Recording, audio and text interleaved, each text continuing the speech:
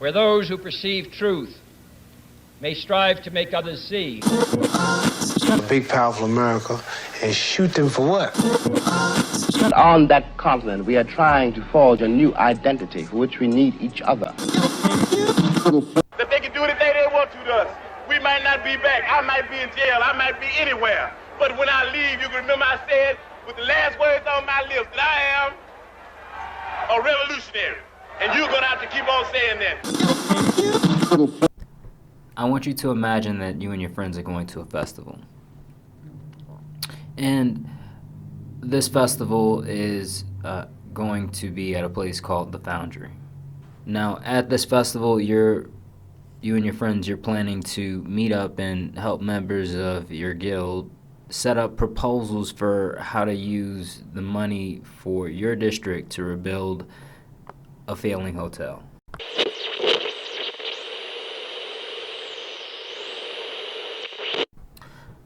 For those that don't know, I'm developing a template for a concept called the Foundry. And the Foundry is basically an intelligent mixed-use development within a city or a district. And I started the Foundry as a location to exemplify or magnify the good that the internet could do. And this is in various things, but particularly in regard to just the quality of life and the potential for the human race. And while reading these books, there were a lot of times where I kind of had to literally go back over a page, and this was really due to the idea, or to what was happening in terms of, in my mind, with really being promoted to daydream to a very significant extent while reading both of these books in particular. And that's just because there is so much to be said about these books and how they contribute to my own concept in terms of with the Foundry, but also within really a better world in general. I'm going to do my best to keep the rants and the tangents in check throughout this episode, but we'll see how that goes. Now, in terms of Jane's book, The Death and Life of Great American Cities, I would say she provides insight that's really relevant and valuable in terms of critique and design.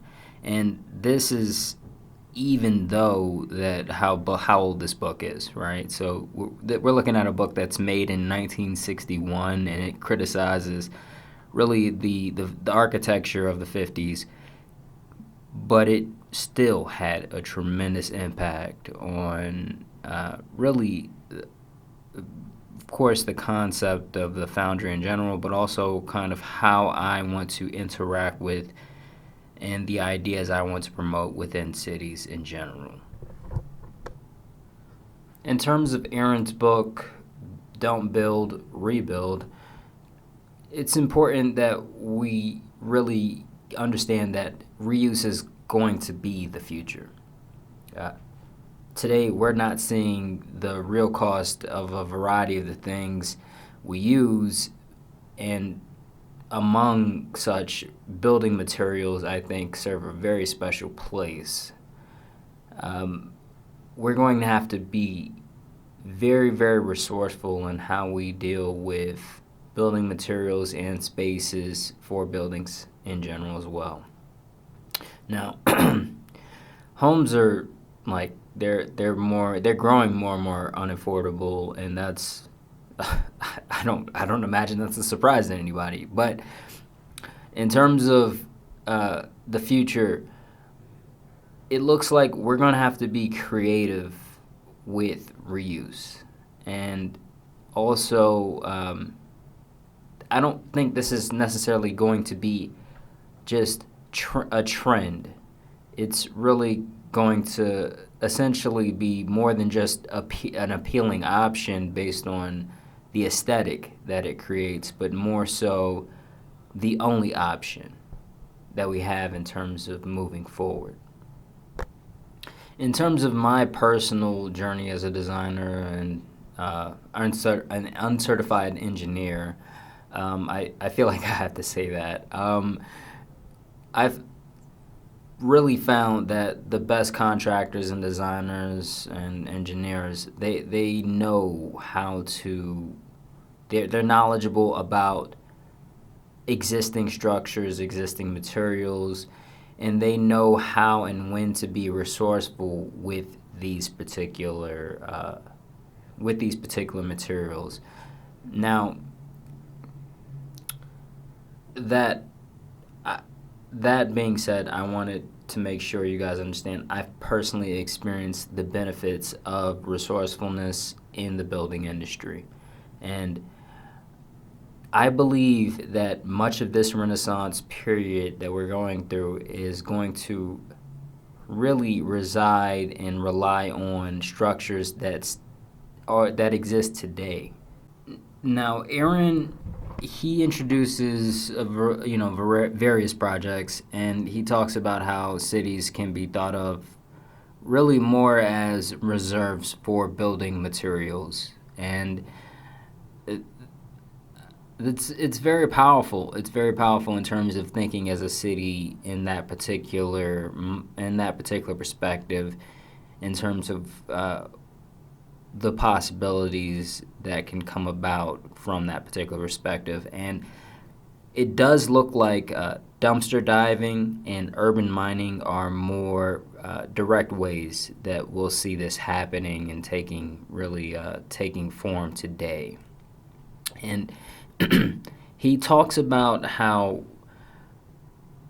throughout history we have various materials being reused, and this idea now of rebuilding, it's not really like construction isn't the only way things are reused, but it is. It does seem to be king in terms of the resourcefulness and complexity involved in terms of actually reusing actual material.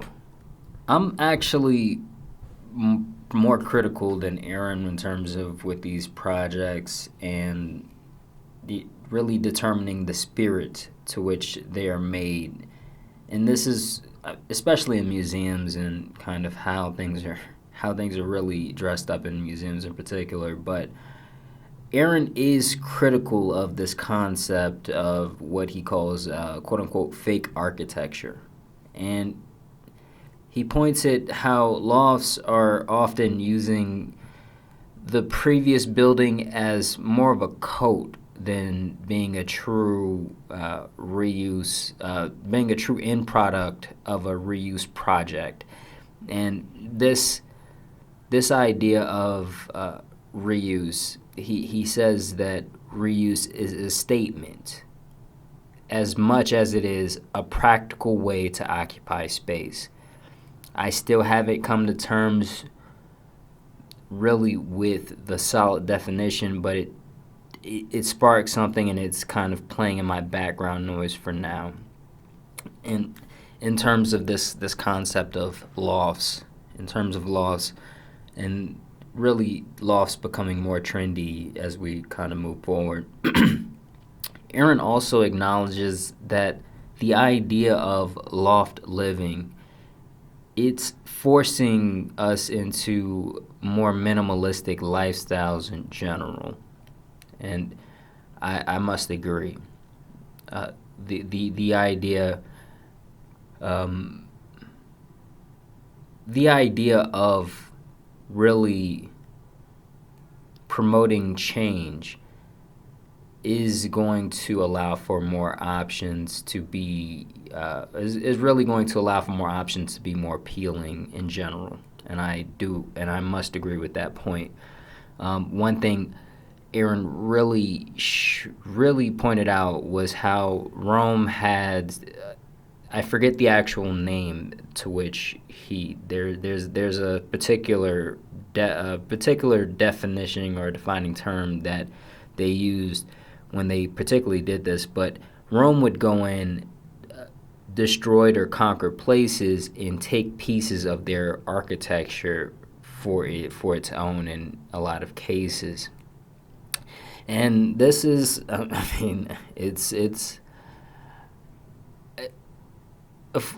course you have the more toxic component of this particular endeavor, but it does, in terms of being able to incorporate those particular segments of society, I think we should acknowledge that there is a general positive that could come from this particular practice as a whole, in terms of not the conquering and destroying of places, but actual incorporation of their particular architecture and potentially their particular culture. Now, Aaron's book is filled with examples, and many of these examples I'm not going to spend this particular segment outright sharing, but I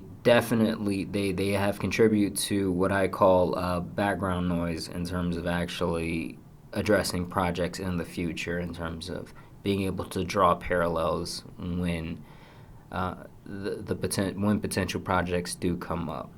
And I must give credit there, because that's there are. Please pick the book up. Don't build, rebuild.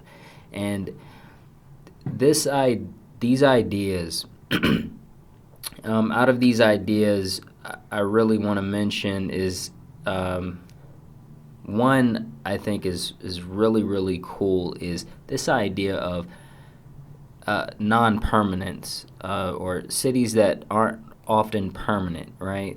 And one project that is really, really or more well known than the rest, I'll say, is the idea of Burning Man. And Burning Man is essentially a city that is constructed for this particular evening, or not evening, but this particular period of time. I'm not sure about the particulars in Burning Man. Please don't crucify me.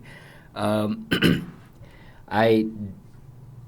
think Aaron brings this up in terms of non-permanence for cities, and he mentions projects more than just Burning Man. He mentions a variety of projects, but it does point out tremendous potential for how we could move into the future, and how we do think about, for instance, the role of infrastructure, the role and how infrastructure serves our particular living and lifestyles. Cities there are instances where cities do move. Now, there are particular instances I'm thinking about, particularly in places within Africa in general, right? In the continent of Africa, you have actual movements of that are going to be seasonally based, right? And we can really take that idea of what goes on and what's going on in a particular place, and essentially use just that particular, in this particular tribe, we'll say, that's moving across Africa, it could have, or across Africa, we have seasonal benefits, right? So you're harvesting crops for a general season or doing whatever, and we don't necessarily have to think about creating this structure for it to exist until it is no longer performing as an actual to persist in place while it is performing as an actual structure. It puts, in terms of rethinking infrastructure, it also puts us in a position to where we can rethink lifestyles, right? So in terms of making more healthy living options available, right? In terms of changing the shift in society that could come about when you carry this mindset of impermanence for cities, it's a very powerful concept. And I particularly I have there's an idea floating, I'll say, and this idea is really around van life in particular, right? So van life is essentially, for those that don't know, van life is just a cool way of describing the lifestyle of a person who lives in their car, and that is like essentially van life in a particular, just a bundle, right? So as you imagine, there are limitations that come with this particular lifestyle. And if you think about really creating an infrastructure or for serving this particular lifestyle, that opens us up to a slew of possibilities. Now, I'm going to save you like more detailed descriptions of my particular thought process in terms of things that I'm particularly thinking about. But one thing, like for instance, of course, we got parking where you can park safely, but also things like where bathrooms, showers, kitchens, and warm maybe options for warmer or more comfortable sleeping areas if you can do this in a certain way. And that's something that can expand into partnerships with various companies and entities that are pro-life. And that doesn't, in terms of expanding that particular idea and that concept, I think it would be, in terms of the environment that we're in now, where living is growing in affordability. This is a concept that could catch very quickly. I'm picturing a man just over a gas line, but he doesn't know he's over a gas line, and he's like trying to like start a fire. He's trying to light leaves up. He doesn't realize the leaves are literally being fed this gasoline in terms of what could happen. And that is, in terms of this concept in general, I think that's something that definitely would find a home for a lot of people in terms of how things are done now. Aaron also talks about renovated factories and how malls and work offices are really a growing source of these projects nowadays. For those that don't know, when COVID hit, a lot of businesses or a lot of places had to restructure themselves, and many of them just simply went inept, and they're essentially just abandoned work buildings or abandoned shopping malls, and the concept of a dying the shopping mall's been dying for a while. But these projects in general, revitalizing these projects, we may be able to focus here in terms of our particular mental energy into how these places can be used today, and how we can repurpose these particular concepts and create templates that can really go further. And this idea particularly is these ideas are great, but one in particular really strikes me in terms of this particular idea that really relates to things that I've heard, right? So this idea of churches. For those that don't know, this is really the concept of basilicas, right? Basilicas are basically churches, and I heard about them in the framework of churches, or this particular structure, or this holy structure being kind of the centerpiece of a town. And if you think about this for a minute, when you have a town filled with Christians or devout Christians, and you're doing a deal around that town, and you look up, because this particular holy structure was a lot of times just the most visible, or the highest, or you'd be able to clearly see these structures from around the town, and you look up and you see this particular structure, right? So the cross on the top of the church, or whatever particular piece or emblem that reminds you of your particular religion.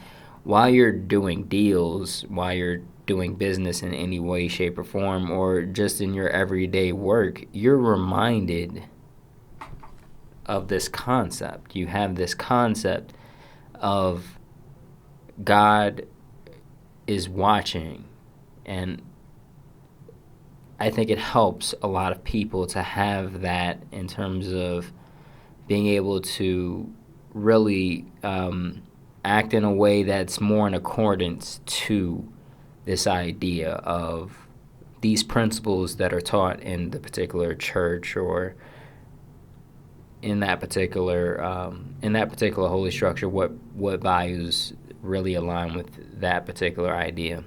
And this is cool to me for a few reasons, but among which I'll say is the idea of this concept that we talk about, or that we talked about, and I'm really trying to kind of really develop on, is the Foundry. And in terms of this idea of the Foundry, I think of one particular centerpiece, right?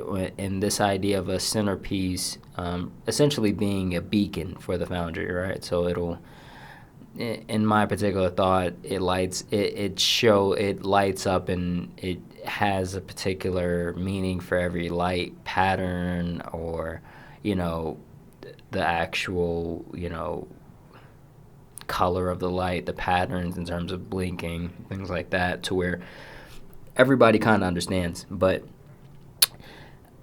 this idea of, in ancient times, the basilica may have told you that, hey, God is watching, and kind of reminded you of the principles that are normally adhered by when it comes down to Christians or in that particular state. But in terms of the Foundry in general, it's more of, hey, I think it would serve more as a reminder of, hey, you're a part of this system. You're a part of the Foundry. You're a representative of the Foundry.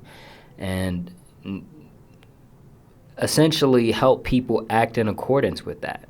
Aaron also reminds and really highlights this idea of projects that don't necessarily, for instance, heat every segment of a building, right? So when you're reusing a building, this doesn't seem like something that everyday citizens may appreciate, right? But when you're really trying to make that bottom line fit, and you're going in and you're trying to imagine how you can reuse a place, this can be a very enlightening perspective to carry with you. And I believe it is something in terms of when you actually think about the possibilities of a structure, it opens you up it opens the options up for individual spaces. And at some point, he mentions how China has this concept called acupuncture architecture to fix certain segments of a failing city to revitalize the city as a whole. So the idea is these particular places, revitalizing these places could bring back life to the city as a whole. And first off, for those that haven't checked out the China's Sponge City initiative for like water and water treatment, please check that out, or please look that up at some point. But also check out like water treatment in the Renaissance if you just want to hear more about cool projects, about water use projects in general. But in terms of China, they've been advertising some legitimate Renaissance-worthy projects, I would say. In this case, it's really nice to see a city treat buildings as more than a bunch of individual structures, right? And this concept ties really into what Jane's talking about in terms of treating a city or treating a building as a part of a system in a city rather than just one individual place. And this idea of another segment that Aaron goes on in his book is how squatters and squatting has become and has a history of really creating projects of its own, right? And this is interesting because there are a lot of I think a lot of us have like unfinished projects in mind, and he mentions how this is often a source for squatters in terms of a potential residence for squatters. And these places, they stand up, and if you're economically, if you talk enough, you can make sense of almost anything. You can make sense of almost anything, having people sleep outside while there's like an actual of a building that's almost developed right next to them, but is going through some random hardships, but is perfectly fine for actually like sleeping in. Like, you can make sense of that, that idea and that concept. Like, if I talk pure economics with you, I can make sense out of that, but we do live insanity in terms of with a lot of us, but with these guys in terms of their particular projects, there are cases where like these projects are of course broke apart by more militant governments, right? So when you have that more militant government, they're not going to allow for these particular developments to be used for anything other than the economic incentive that they were made with, right? But in terms of other cases and this idea of really the potential, right? It does make me think about how Aaron really he mentioned projects that were very much able to essentially make a city more appealing and magnetic, right? Through these particular uses, right? There was uses of coffee shops, there were uses of different projects in terms of like really how these people came together to make different areas. But if we have more of an understanding if we carry more of an understanding with this concept of squatters and large-scale squatter projects, it does seem like we can work with the particular city or the particular government to create projects that serve the needs of those who don't have homes, but also the needs of the surrounding area and the neighborhood as well. And I think that is tremendous in terms of the potential here. Now, Jane, she one of the most hard-hitting really concepts that Jane gave me in terms of while I was reading this book, with Jane in particular, was the really strong reminder that we don't need to make every piece of land or building with economic incentive, right? And I know, like, we don't do this all the time, right? So with some government buildings, like libraries and, different institutions like that, they're not necessarily made with that. And that's very, very much a good point. But I do think we need to rethink really how we do this whole society thing, right? Because poverty and homelessness are really growing in terms of the actual percentage of people experiencing homelessness and poverty in general, right?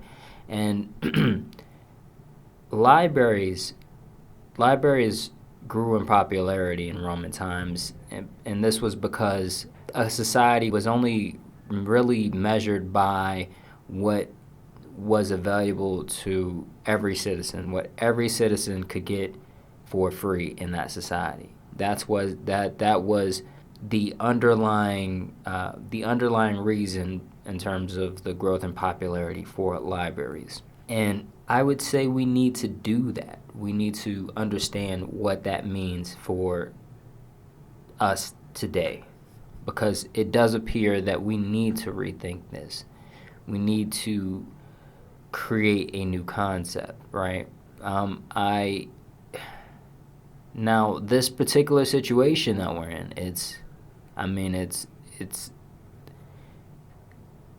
it is harsh, and it's very much undesirable to any sane or ordinary person out there, right? And it does appear that concepts like the Foundry in general would be more fiercely promoted in an environment like this. But also, if you have your own individual concepts, if you have your own individual ideas, don't be hesitant to really promote your particular idea, your concept. Now, when it comes down to the Foundry, it's engineered to be a place where people can do things to improve upon themselves, to build networks, to save money, and it's engineered to really create members who can contribute to both the today's society as well as the Renaissance, right? I don't think there's necessarily has to be a direct and a direct trade-off between the two. I think they can coexist in terms of how things are done and how we can move forward. Now, this idea of really alternate ways to live, or alternate ways to provide in a society. One concept that I'm very, very much growing more and more bullish about is the idea of creating an alternative way to provide healthcare, right? And the idea here is professionals don't always need extensive amounts of medical equipment to really create tremendous impacts on individuals and their particular lives. And oftentimes, when it comes down to, particularly the case, when it comes down to just general practitioner, and you know, we can do a lot, and we don't necessarily need the medical the most advanced medical equipment. Now, the system, when it comes down to the Foundry and providing medical care or healthcare in general, I do want it to be under really, when I worked at Home Depot, and this is, we had a system. In this system, I immediately got a certain level of healthcare, right? So like general healthcare, right? It wasn't advanced as when I worked for, different companies for, structural design and stuff like that. But it was basic, and it's a statement, right? It's a statement that shows that this is well understood, that we don't necessarily have to break the break the bank and bring out, the cancer-saving equipment at every single juncture for healthcare. There are different there are different ways, and there can be levels to healthcare, and some of which you do not need a lot. That's more of a tangent, but when it comes down to how we think about this idea of great cities in general, we need to think about the idea of making the city a more magnetic place. In terms of commerce, we don't need to necessarily focus on this idea of profitability being the driving factor for every single place. We can this idea of really this I would call it a trap, because just because we can make profit from something doesn't mean that it's a net positive for us, right? And I think I've mentioned this example before, but particularly I'm thinking of Mike Tyson and Jake Paul in this boxing match.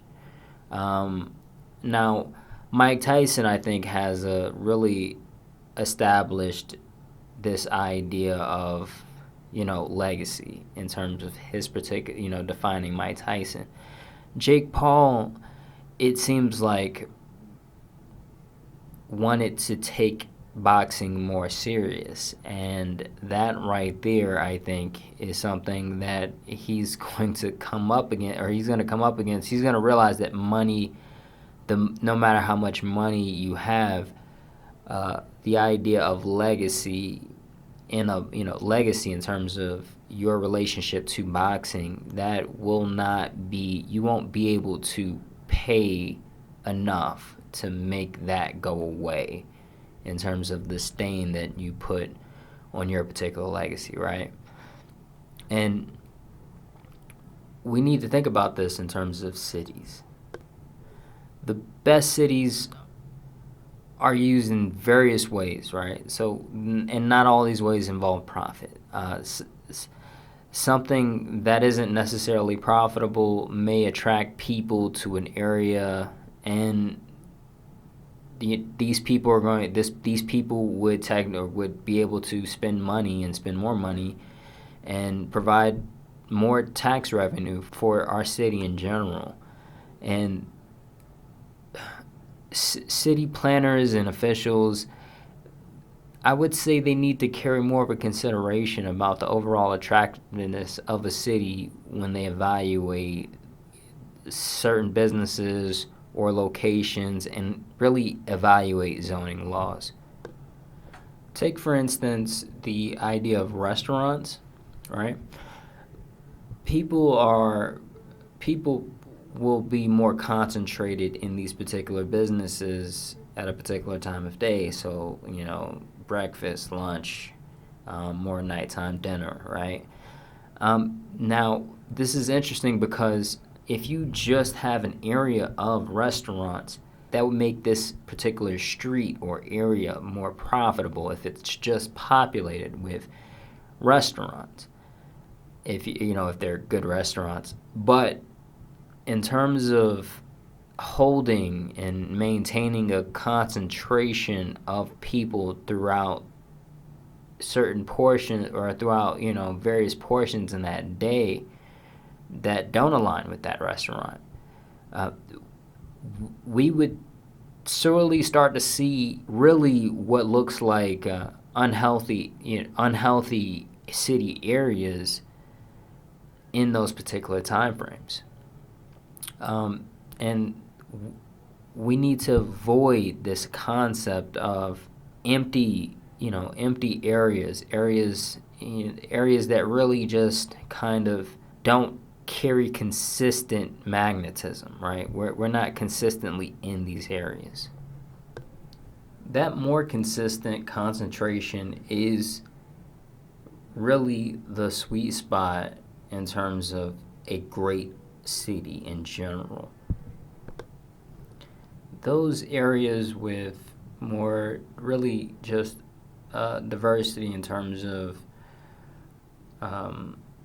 businesses, and they're going to create and help maintain that concentration to a much larger extent. And this idea of successful businesses is another concept that Jane focuses on. And when businesses do become successful, they often leave the city, and as a result, they no longer share the environment that created their initial success, and they can no longer really lend to the success of that general area as well, right? And this can have a variety of impacts, as you can imagine. It seems like I would say we really need to think about this concept of how cities can keep these guys around when it comes down to generating, not generating, but really maintaining popularity when you have it. And, of course, generating it is a completely different concept. But this is going to really manifest in a variety of ways in terms of when you have a variety of people looking at this problem, and I think all of them are going to be worthwhile. Now, an example that is of particular interest to me, I promise I don't do this on every segment. I won't do this on every segment. This is just very much close to my particular proposal or project that I'm thinking about. But a project that is particularly interesting to me, I think about nighttime hours and businesses and concepts that promote nightlife and a culture around nightlife in general, right?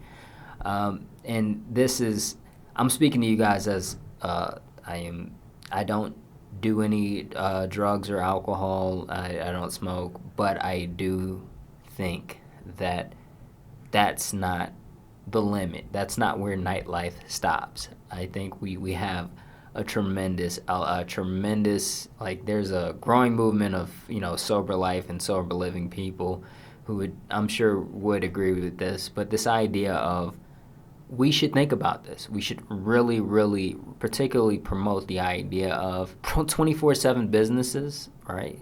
24/7 businesses, 24/7 ideas that are really run and promote more late night businesses. It's not like this is, I think, very important because creatives, when you think about creatives, a lot of creatives aren't going to be creative between the hours of 9 a.m. and 9 p.m., we'll say, right?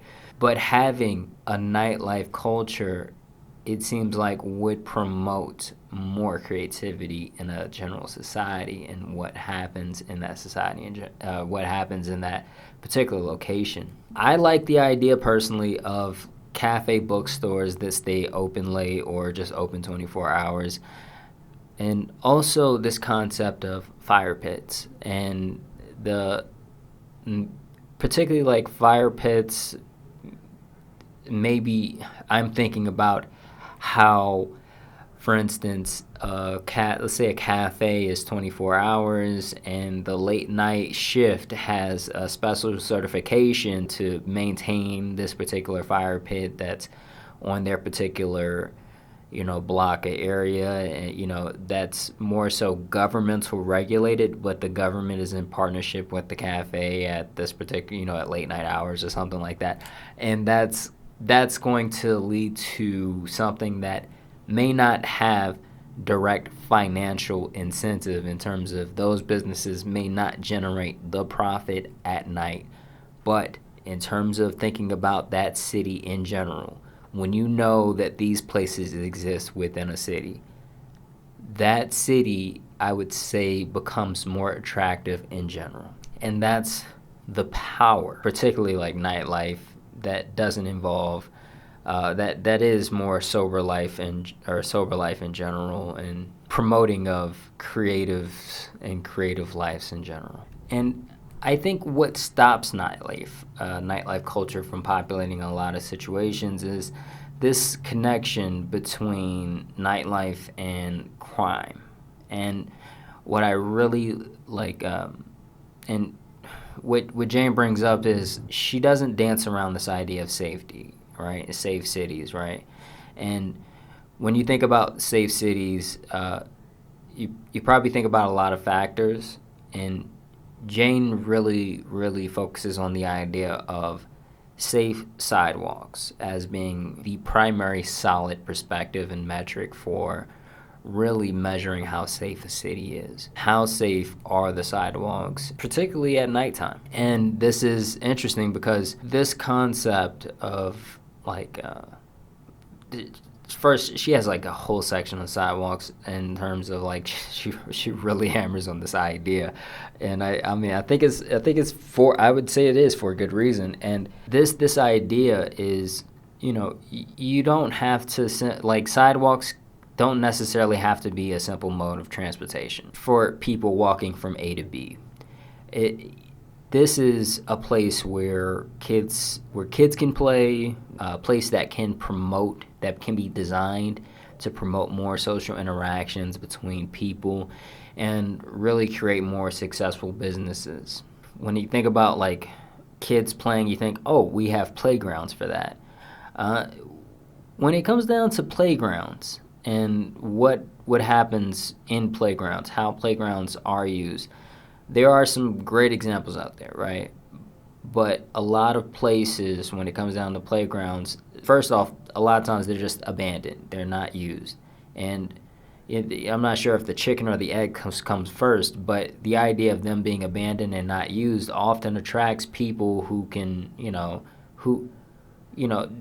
want to do something that's not accepted by general society in a lot of cases, right? So whether that be, gonna beat up this kid or rob this person or whatever happens, but playgrounds being kind of linked to the place where kids play, it seems to be needing of rethought and restructuring in terms of how we promote the safety and play with kids in general, right? This is huge because sidewalks in general, when you start to think about sidewalks as more than just this mode of how people walk from A to B, you start to expand the general width. You start to do things like creating different structures maybe within the sidewalk, and that, to kind of create sidewalk life. And when it comes down to the money we spend on playgrounds and the space that we dedicate to playgrounds, we can really, we don't necessarily, like, we may find better ways to spend that money or that space in the future. And I think that's a very solid point. This idea of, safety in a city and this concept, we often think about when there's a place that in a city that isn't safe. We think about adding more street lights. So the idea is more crime will happen if there are more lights around. And this idea is something that Jane really wants us to rethink, right? Because we think about this concept of adding street lights, but a more powerful understanding of promoting safety would more so be in the idea of eyes and awareness, right? So where the sidewalks are placed and the awareness in terms of with people in general, right? So a great analogy is this idea of a movie theater. And of course, movie theaters are among the darkest of places, but the chances of something that isn't acceptable or isn't, socially acceptable happening in a theater is low, right? And we need to have that understanding of how do we create this place to promote more eyes and awareness. And this is going to lead to a more powerful understanding and really a system of addressing promoters and detractors for crime and of crime in general. Another thing that Jane really talks about is this concept of gated communities, right? And contrary to this idea of gated communities being linked to being more safe places, Jane really hammers on this point that these ideas of gated communities, you're really just creating a border between yourself and the surrounding city. And in creating that border, you're increasing the tension and really the hostility between inside that area and outside that area. And that's very, very important, because when it comes down to people who want to really do harm onto other people, the people who are trying to actively create these borders are, I would say, are more subject to or more appealing to be targets of any type of crime in that area. And this is what this makes me think of is this idea of creating gates and really creating borders between yourself and other people. I'm not sure about the name of the podcast, but there was this guest on who really specialized in building bunkers for particular, basically for rich people. And and one person said, "Hey, how can I make this place more secure?" He was asked that by one of his clients, and he said, "Hey, well, basically what you should do is go around and essentially help other people create their own systems, or promote basically more projects to create more resilient neighborhoods in general." And the idea in that particular suggestion that the guy was making was, when you have a place, that place, you don't want this one place to be the only safe space. So creating more safe spaces and promoting more safe space, around, in terms of if there is some kind of major event where people are looking, if you kind of expand that, then you will increase your likelihood for survival. And it makes me think about that, because people often do think like, okay, cool, if I create this border between myself and everybody else, it will help. And in so many circumstances, it doesn't. And we need to really carry that understanding of what we're doing when we create gated communities, where we create gated communities, and where that money can be better spent in so many different cases when it comes down to the money that we spend in borders and creating borders. Very much deserving of our extra mental energy. And Jane really dumps on current cities and throughout her book, and I have no complaints. In terms of the idea of city planners and what they do in general, we need to have an understanding what they do, how they evaluate things. They're largely ineffective in terms of how they decide when to kind of blacklist areas and make things like make loans less valuable. This is interesting because the type of metrics they use, just to give you an understanding, is they'll define a slum by things like the population density or the racial makeup of an area, and those things will have, direct impacts on how they support that area.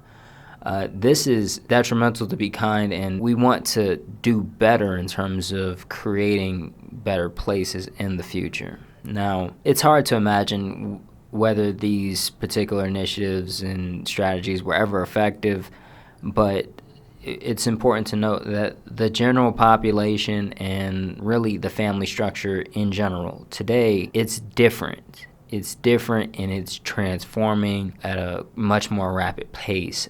I don't think it's going to be effective for us to say, well, families should look like this. I don't think that's going to really help really create these cities. It's simply adapting to what is. And when it comes down to how the world looks now, how the world can look, this is going to be very much a focus for a lot of us. And I think it should be a focus for, all of us, honestly, when it comes down to building great cities and maintaining great cities. Jane published this book back in 1961, and it's really a statement against the adaptability of our current institutions and seeing their resistance to change in a society. A quick note. Now, these small banks and local banks, they don't act like big ones. Now, where we would see this trend in a large bank that may be ignorant to the actual attractiveness in a particular area due to their metrics, these small ones, they're actually more likely to give.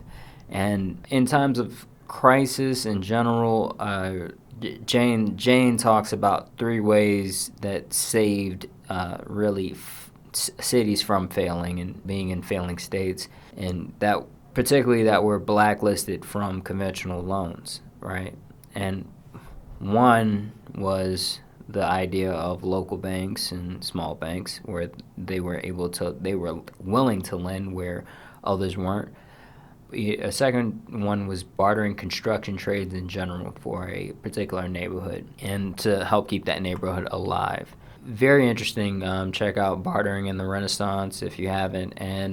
But this idea of bartering, it becomes more popular, particularly in the recession, in the 2008 recession, it became more popular. And when it comes down to economic downturns, these things grow in popularity even more. Lastly, she talks about how there was kind of a community movement to organize and influence local businesses to put pressure on the banks who were previously blacklisting areas.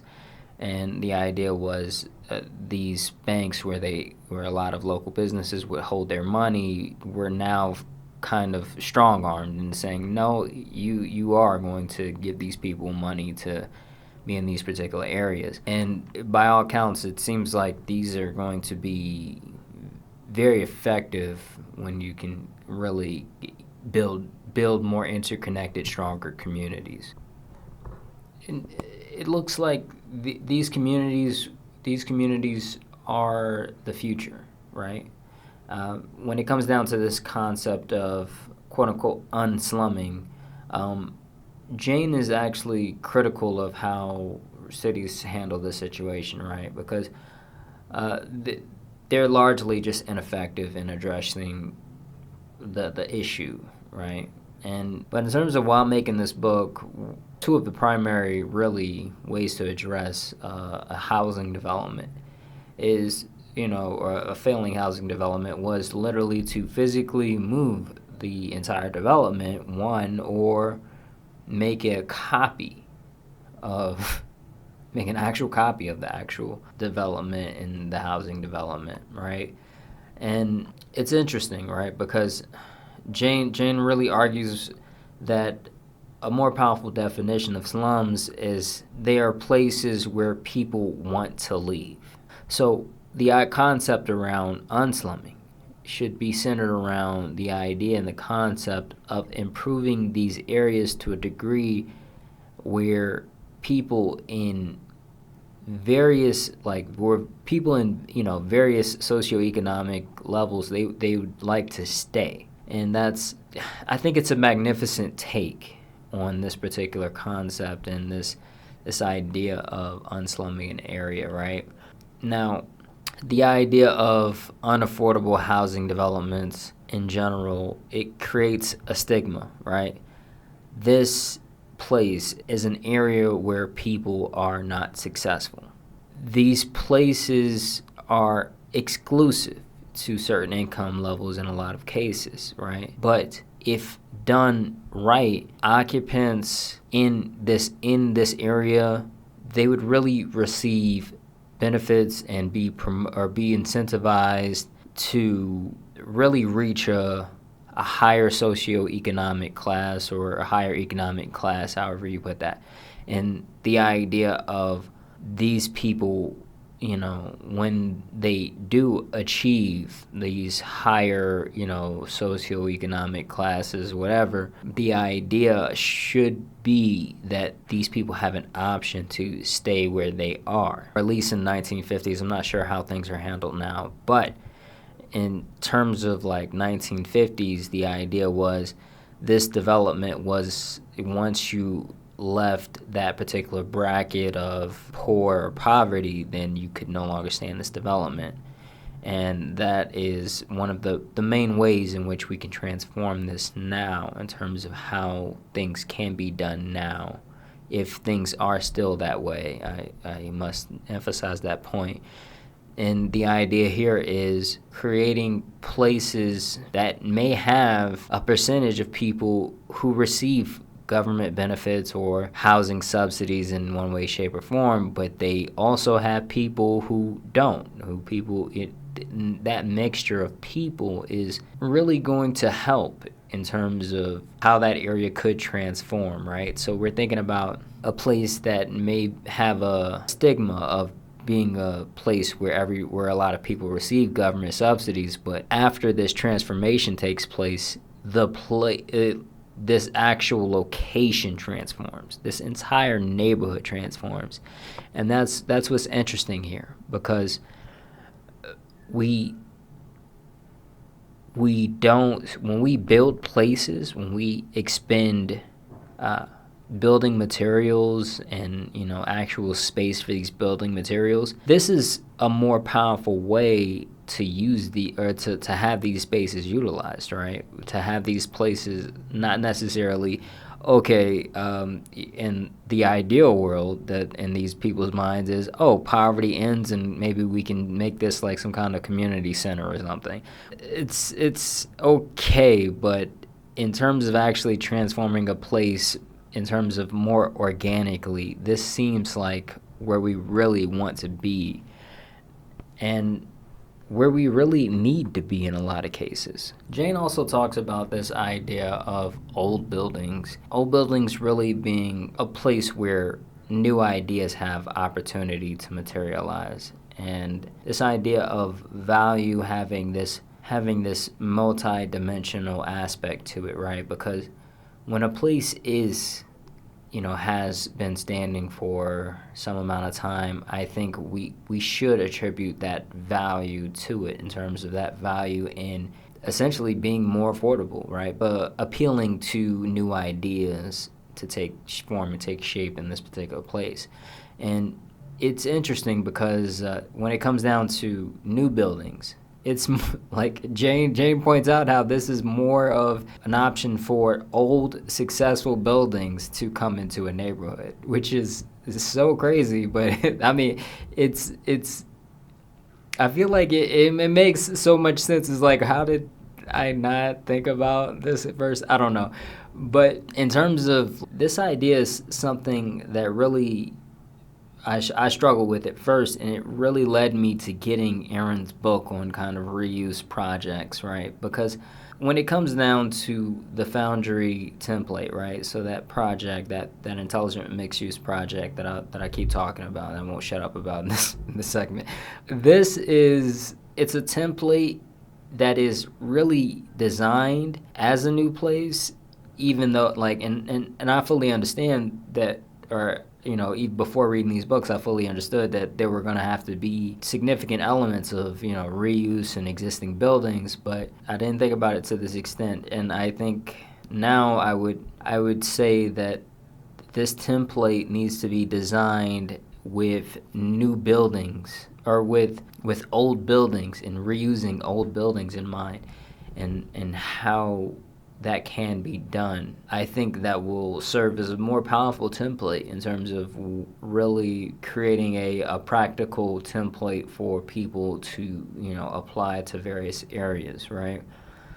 And I'm not anti-corporations, right? I'm not anti-corporations, but I do want to tremendously limit the advertising that large corporations can do in the particular development, within the development in general.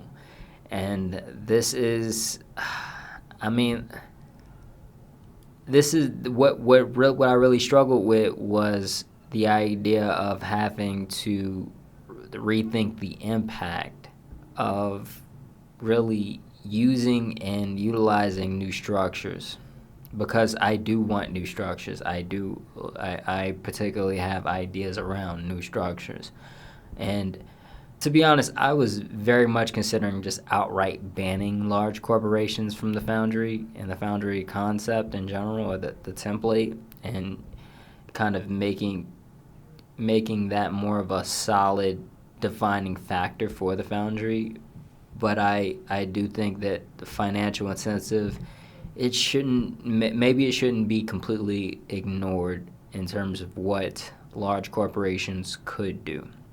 I don't see a world where I don't severely limit these guys. I mean, they're out of line in so many cases. Like, we live in society where you are constantly assaulted by advertisements. Like, this is not even like, I just unsubscribed from like YouTube Plus or whatever. I don't know, for paying for YouTube. And the amount of commercials that I see on a regular basis, I'm like, I just want to like take my computer screen and just shake it. Just shake the shit out of it. But in terms of this particular idea, I'm not convinced either way. I do, like, there's room to move. I mean, I'm not gonna be pro corporate in terms of something's gonna change. Something's gonna change. It's gonna be very drastic, but there's a lot of wiggle room, and I welcome any insight into the comments if you have any.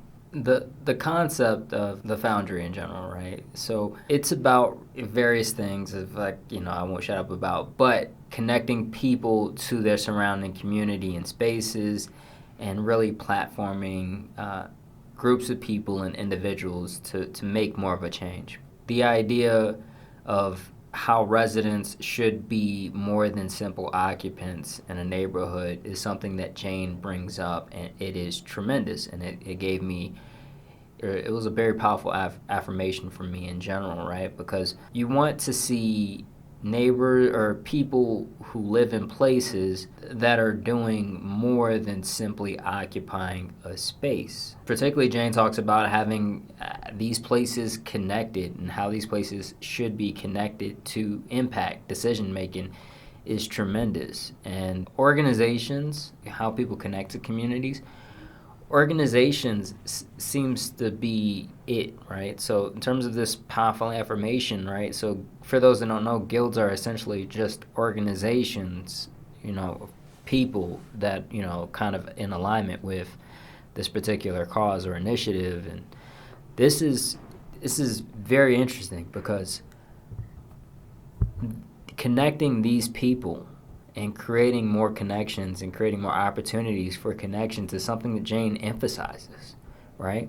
Like, making these people act as a community is tremendous. And it does allow for more opportunities in terms of changing an actual space, and how these people who live in this space can change a space. And Jane really rails against the idea of how big cities are just phenomenal at making residents feel powerless, and we need to work on that. We definitely need to work on that. That does not need to be the case moving forward in terms of cities that are built in the spirit of serving the Renaissance in any way, shape, or form. One of Jane's solutions is to really make administrative districts that are really better suited to serving the actual occupants in terms of what they want, right?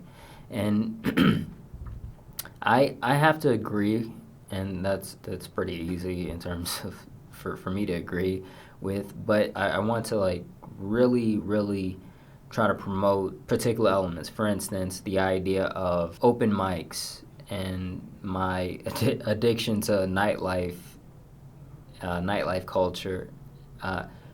Picture a late night open mic where officials are hanging around and they're in the crowd, you're talking with them whether you know it or not, and these guys are, essentially in the audience with you, sharing this performance with you, but during that particular performance you also have either advertisements in between or entire performances in between other performances that highlight the problems and really the district in general in terms of what could be done in a district. I think that idea of being able to put a face to a lot of these officials that can do something, that's a tremendous problem today. For those that don't know, I'm really a strong advocate for flipping the political atmosphere to where the emphasis that we put on the president now should be put particularly on your local politician instead, right? And that will be more impactful as a society in terms of what we can do and what we get accomplished as a society in the future. And Jane really wants to point this idea out of really this being more complex for the planners and the actors in government, and and I think she wants to say this complexity really translate into simplicity for the residents and a more attractive city in general. And I remember this one concept in reading about like infrastructures in the Renaissance. You can please check that out if you get a chance. But this idea of people who design and operate infrastructures, they can be thought of as legitimate occultists, right? So people who, for those that don't know, occultists, the primary thing that a lot of us think about is people who perform different rituals and magic and stuff like that. But the idea is, in this case, is the work being done behind the scenes is tremendous, and the average person, they don't even realize. They don't understand. Everything works for them. And that's the point, right? And now in our society, when it comes down to work being done behind the scenes, most people think about, like how a person's hiding corruption, in one way, shape, or form. And in this new system, I really want to see this promoted in terms of the work being done behind the scenes, leading to an improved quality of life for everyone else. Jane talks about this concept of diversity, right? And when it comes down to diversity and how we think about diversity, creating cities to promote diversity is something that I think is worthwhile, right? In terms of America, this is a concept that is embedded in our society, right? So in our advertisement of society, right? Not in practice, I would say. When I say not in practice, I do think we need to think about, in one case, in terms of the idea of DEI, we need to really work on how we address diversity in terms of the focus on particular identities in general and how we do that and what we do or how we handle particular cases. And for instance, subsidizing housing, looking at only the income of a person. That's tremendous, right? Because when it comes down to America, its ability to solve lower income problems is solving the diversity problem. And I think it is particularly a more useful or more powerful way to solve the diversity problem by focusing on primarily financials. When it comes down to Jane, just literally hiding the concept of the identity, so it has no effect in a lot of cases. And I think that's going to lead to a more healthier society than what we have now, right? Because I would say we fall short on both sides of the extremes, right? And we have a struggle. We have an ongoing struggle in America to how to do this diversity thing the right way. In some cases, whether we should do it at all, and but in terms of the primary objective of America, I would say struggling with how we handle diversity is primary to our society and how we advertise ourselves, right? And I would say that this struggle, even though I think both extremes fall short in various, in their own ways, I think the goal, right? The goal that we have in terms of, doing this diversity thing right, that's, I would say, is it makes the struggles of previous generations worth it and worthwhile for future generations and really humanity as a whole. We don't see all these benefits. We don't see the muscles that we're currently building right now, right? We don't.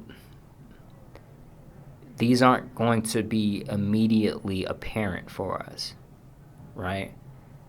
But it does come. I think people need to understand that this idea of what we're struggling with, how we're struggling, I would say that it's going to benefit us well beyond America or even Earth in general. In terms of our impact, I think this is something that echoes well beyond the regular time periods or the current space that we occupy now. And when it comes down to concentrations of one type of person or particular types of people, in terms of just economically speaking, it's going to yield only a certain amount of businesses, right? And this is something that we really don't want in terms of when we think about great American cities in general. This is something that we're not going to be forming desirable areas in this particular mindset, right? We can't fake it, right? We can't design architecture, and it has to be people, and preferably people, and even more so people in those areas that create that, right? That create those different types of businesses that will make up and help make up components of America. Lastly, Jane emphasizes the similarity between really our life, our living as humans, and really our biological life forms in general, right? And thinking of ourselves as components of nature. And I think this concept is powerful, and I think we definitely will hammer down on that. And if we haven't done that so far, we'll do that in the future. But she also talks about how we can't limit our growth and development to the equations that we kind of use to really oversimplify problems, right, or negative conditions in a city. Both books, I would say, point out tremendous points and give valuable insight to really the potential of society and the ongoing Renaissance. And we need to keep this conversation going because the Renaissance is going to require many different people giving very real input into what takes place in transforming this particular time period. And as far as I'm concerned, great cities are going to produce people who contribute to the Renaissance in a way that future generations are going to greatly appreciate.